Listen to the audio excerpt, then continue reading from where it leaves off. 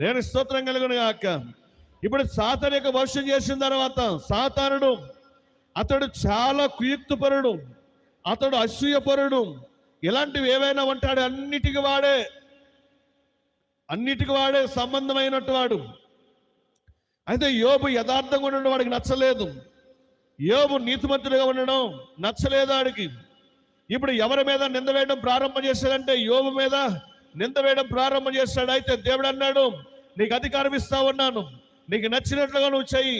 అతడు తిరిగి మళ్ళా నన్ను దూషిస్తాడని నువ్వు మాట్లాడుతున్నావే, ఆ మాట నా కుమారుని యొక్క నోట్లో నుంచి రాదన్నాడు ఆయన నమ్ముతున్నాడు ఆయన్ని. నేను స్తోత్రం కలుగును గాక. హల్లెలూయా. అయితే ఎన్ని శ్రమలు వచ్చినా గాని, ఎన్ని నిందలు వచ్చినా గాని, ఎంతటి అవమానం ఎదురైనా, ఎలాంటి పరిస్థితులు ఎదురైనా గాని అతడు ఏ మాత్రం కూడా బాధపడే వ్యక్తిగా కనపడట్లేదు. ఆమేన్. దేవునికి స్తోత్రం కలుగును గాక. అయితే పిల్లల సాతానుడు భూమి మీదకి వచ్చాడు.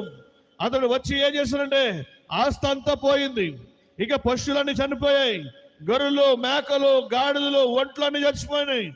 ఇక చెప్పాలంటే పశు సంపద అంతా పోయింది. ఆయనకున్న ఆస్తులన్నీ కోల్పోయాడు.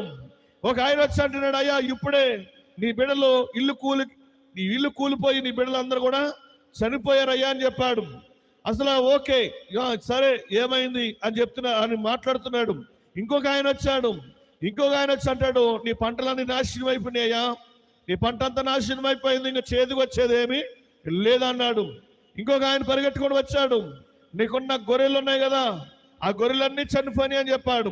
ఒక ఆయన మళ్ళీ పరిగెట్టుకొని వచ్చి అన్నాడు, నీ గాడిదలన్నీ చచ్చిపోయి అన్నాడు. ఈలోగా ఇంకొక ఆయన వచ్చాడు, నీ ఒంటెలన్నీ కూడా చనిపోయి అని చెప్పాడు. ఇక చెప్పాలంటే